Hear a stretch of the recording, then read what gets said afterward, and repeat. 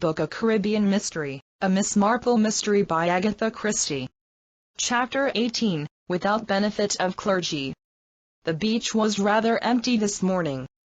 Greg was splashing in the water in his usual noisy style. Lucky was lying on her face on the beach with a sun-tanned back well oiled and her blonde hair splayed over her shoulders. The Hillingdons were not there. Señora de Caspearo, with an assorted bag of gentlemen in attendance, was lying face upwards and talking deep-throated, happy Spanish. Some French and Italian children were playing at the water's edge and laughing. Canon and Miss Prescott were sitting in beach chairs observing the scene. The Canon had his hat tilted forward over his eyes and seemed half asleep. There was a convenient chair next to Miss Prescott and Miss Marple made for it and sat down. "Oh dear," she said with a deep sigh. "I know," said Miss Prescott. "It was their joint tribute to violent death." "That poor girl," said Miss Marple.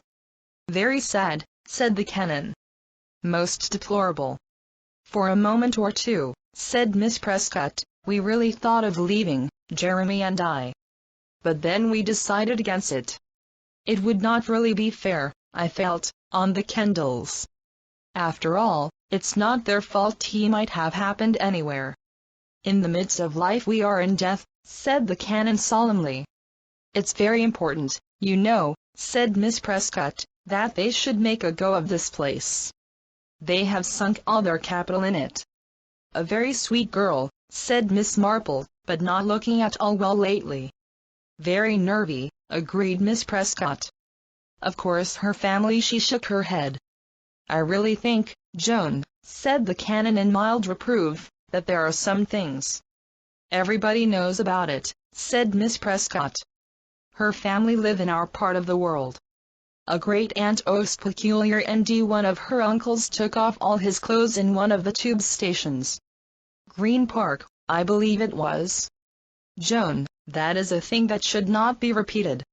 "Very sad," said Miss Marple, shaking her head, "though I believe not an uncommon form of madness. I know when we were working for the Armenian Relief, a most respectable elderly clergyman was afflicted the same way. They telephoned his wife and she came along at once and took him home in a cab, wrapped in a blanket. Of course, Molly's immediate family's all right," said Miss Prescott. "She never got on very well with her mother, but then so few girls seem to get on with their mothers nowadays." "Such a pity," said Miss Marple, shaking her head, "because really a young girl needs her mother's knowledge of the world and experience." "Exactly," said Miss Prescott with emphasis. "Molly, you know, took up with some manite unsuitable, I understand." "It so often happens," said Miss Marple. "Her family disapproved, naturally. She didn't tell them about it. They heard about it from a complete outsider. Of course her mother said she must bring him along so that they met him properly. This, I understand, the girl refused to do. She said it was humiliating to him. Most insulting to be made to come and meet her family and be looked over. Just as though you were a horse, she said." Miss Marple sighed. "One does need so much tact when dealing with the young," she murmured. "Anyway, there it was. They forbade her to see him." "But you can't do that nowadays," said Miss Marple. "Girls have jobs and they meet people whether anyone forbids them or not." "But then, very fortunately," went on Miss Prescott, "she met Tim Kendal, and the other man sort of faded out of the picture. I can't tell you how relieved the family was." "I hope they didn't show it too plainly," said Miss Marple. "That so often puts girls off from forming suitable attachments." "Yes, indeed. One remembers oneself," murmured Miss Marple, her mind going back to the past. A young man she had met at a croquet party. He had seemed so nice, rather gay, almost bohemian in his views. And then he had been unexpectedly warmly welcomed by her father. He had been suitable, eligible. He had been asked freely to the house more than once, and Miss Marple had found that, after all, he was dull. Very dull. The canon seemed safely comatose, and Miss Marple advanced tentatively to the subject she was anxious to pursue. "Of course you know so much about this place," she murmured. "You have been here several years running, have you not?" "Well, last year and 2 years before that. We like St Honoré very much. Always such nice people here. Not the flashy, ultra-rich set. So I suppose you know the Hillingdons and the Dysons well?" "Yes, fairly well." Miss Marple coughed and lowered her voice slightly. "Major Palgrave told me such an interesting story," she said. "He had a great repertoire of stories, hadn't he?" Of course he had traveled very widely. "Africa, India, even China, I believe." "Yes indeed," said Miss Marple. "But I didn't mean one of those stories. This was a story concerned with one of the people I have just mentioned." "Oh," said Miss Prescott. Her voice held meaning. "Yes. Now I wonder." Miss Marple allowed her eyes to travel gently round the beach to where Lucky lay sunning her back. "Very beautifully tanned, isn't she?" remarked Miss Marple. "And her hair? Most attractive. Practically the same color as Molly Kendal's, isn't it?" "The only difference," said Miss Prescott, "is that Molly's is natural and Lucky's comes out of a bottle." "Really, Joan," the canon protested, unexpectedly awake again. "Don't you think that is rather an uncharitable thing to say?" "It's not uncharitable," said Miss Prescott, acidly. "Merely a fact." "It looks very nice to me," said the canon. "Of course. That's why she does it. But I assure you, my dear Jeremy, it wouldn't deceive any woman for a moment." "Would it?" She appealed to Miss Marple. "Well, I'm afraid," said Miss Marple, "of course I haven't the experience that you have, but I'm afraid I should say definitely not natural. The appearance at the roots every 5th or 6th day." She looked at Miss Prescott and they both nodded with quiet female assurance. The canon appeared to be dropping off again. "Major Palgrave told me a really extraordinary story," murmured Miss Marple, "about I couldn't quite make out. I'm a little deaf sometimes." He appeared to be saying or hinting. She paused. "I know what you mean. There was a great deal of talk at the time." "You mean at the time that when the first Mrs. Dyson died? Her death was quite unexpected. In fact, everybody thought she was a malad imaginary hypochondriac. So when she had the attack and died so unexpectedly, well, of course, people did talk. There wasn't any ruble at the time?" The doctor was puzzled. He was quite a young man and he hadn't had much experience. He was what I call one of those antibiotics for all men. You know, the kind that doesn't bother to look at the patient much, or worry what's the matter with him.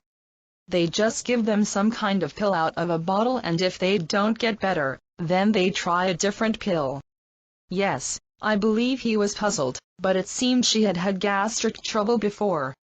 At least her husband said so, and there seemed no reason for believing anything was wrong. But you yourself think? Well, I always try to keep an open mind, but one does wonder, you know. And what with various things people said. Joan. The canon sat up. He looked belligerent. I really don't like to hear this kind of ill-natured gossip being repeated. We've always set our faces against that kind of thing. See no evil, hear no evil, speak no evil. And do what is more, think no evil. That should be the motto of every Christian man and woman. The two women sat in silence. They were rebuked, and in deference to their training they deferred to the criticism of a man. But inwardly they were frustrated, irritated and quite unrepentant.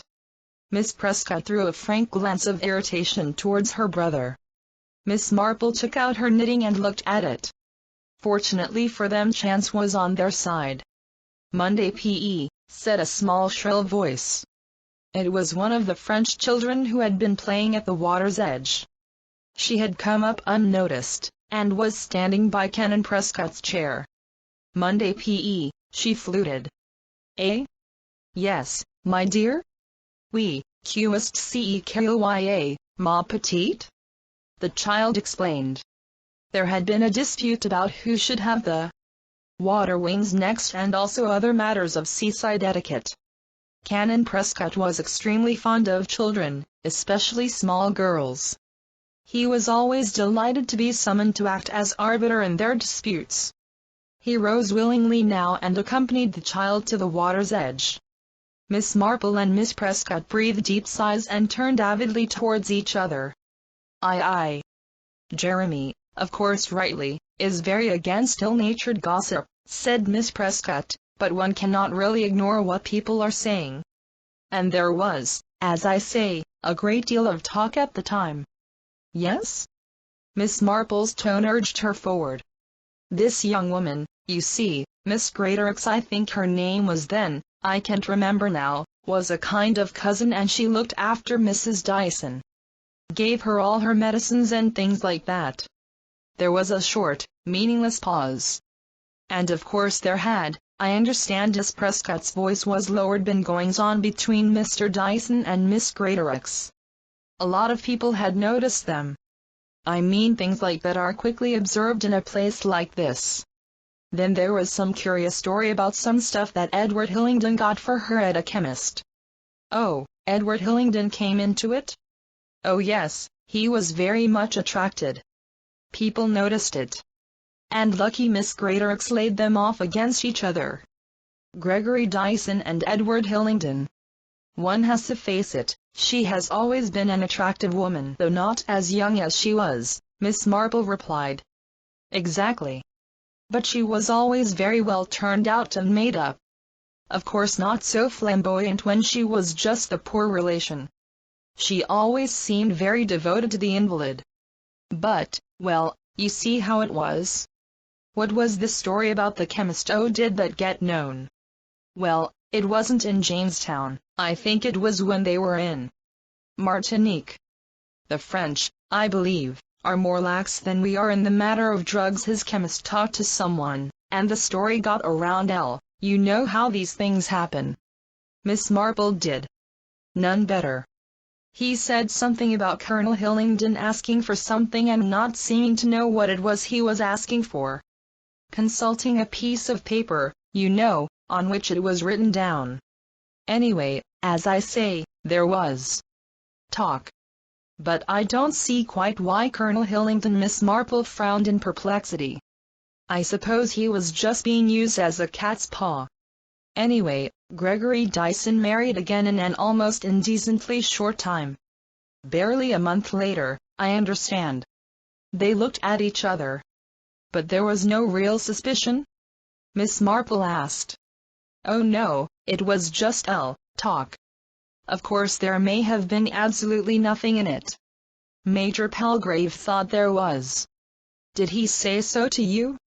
I wasn't really listening very closely, confessed Miss Marple. I just wondered if he'd said the same thing to you. He did point her out to me one day, said Miss Prescott. Really? He actually pointed her out? Yes. As a matter of fact, I thought at first it was Mrs. Hillingdon he was pointing out. He wheezed and chuckled a bit and said, "Look at that woman over there. In my opinion that's a woman who's done murder and got away with it." I was very shocked, of course. I said, "Surely you're joking, Major Palgrave," and he said, yes, dear lady, let's call it joking." The Dysons and the Hillingdons were sitting at a table quite near to us, and I was afraid they'd overhear. He chuckled and said, "Wouldn't care to go to a drinks party and have a certain person mix me a cocktail. Too much like supper with the Borgias." "How very interesting," said Miss Marple. "Did he mention photograph?" "I don't remember. Was it some newspaper cutting?" Miss Marple, about to speak, shut her lips. The sun was momentarily obscured by a shadow. Evelyn Hillingdon paused beside them. "Good morning," she said. "I was wondering where you were," said Miss Prescott, looking up brightly. "I've been to Jamestown, shopping." "Oh, I see." Miss Prescott looked round vaguely and Evelyn Hillingdon said, "Oh, I didn't take Edward with me, Men hate shopping. Did you find anything of interest? It wasn't that sort of shopping. I just had to go to the chemist. With a smile and a slight nod she went on down the beach. Such nice people, the Hillingdons, said Miss Prescott, though she's not really very easy to know, is she? I mean, she's always very pleasant and all that, but one never seems to get to know her any better. Miss Marple agreed thoughtfully. One never knows what she is thinking, said Miss Prescott. Perhaps that is just as well, said Miss Marple. I beg your pardon? Oh, nothing really, only that I've always had the feeling that perhaps her thoughts might be rather disconcerting. Oh, said Miss Prescott, looking puzzled. I see what you mean. She went on with a slight change of subject. I believe they have a very charming place in Hampshire, and a boy or is it two boys who have just gone or one of them Winchester. Do you know Hampshire well? No. Hardly at all. I believe their house is somewhere near Alton. I see. Miss Marple paused and then said, and where do the Dysons live? California, said Miss Prescott. When they are at home, that is. They are great travelers. One really knows so little about the people one meets when one is traveling, said Miss Marple. I mean, how shall I put it, he only knows, doesn't one, what they choose to tell you about themselves. For instance, you don't really know that the Dysons live in California. Miss Prescott looked startled. I'm sure Mr. Dyson mentioned it. Yes. Yes, exactly. That's what I mean. And the same thing perhaps with the Hillingdons. I mean, when you say that they live in Hampshire, you're really repeating what they told you, aren't you? Miss Prescott looked slightly alarmed. Do you mean that they don't live in Hampshire? She asked. No, no, not for one moment, said Miss Marple, quickly apologetic. I was only using them as an instance as to what one knows or doesn't know about people. She added, I have told you that I live at St. Mary Mead, which is a place, no doubt, of which you have never heard. But you don't, if I may say so, know it of your own knowledge, do you? Miss Prescott forbore from saying that she really couldn't care less where Miss Marple lived. It was somewhere in the country and in the south of England, and that is all she knew. Oh, I do see what you mean, she agreed hastily, and I know that one can't possibly be too careful when one is abroad. I didn't exactly mean that, said Miss Marple. There were some odd thoughts going through Miss Marple's mind. Did she really know, she was asking herself, that Canon Prescott and Miss Prescott were really Canon Prescott and Miss Prescott? They said so. There was no evidence to contradict them. It would really be easy, would it not, to put on a dog collar, to wear the appropriate clothes, to make the appropriate conversation. If there was a motive. Miss Marple was fairly knowledgeable about the clergy in her part of the world, but the Prescotts came from the north. Durham, wasn't it? She had no doubt they were the Prescotts, but still, it came back to the same thing, he believed what people said to one. Perhaps one ought to be on one's guard against that. Perhaps she shook her head thoughtfully.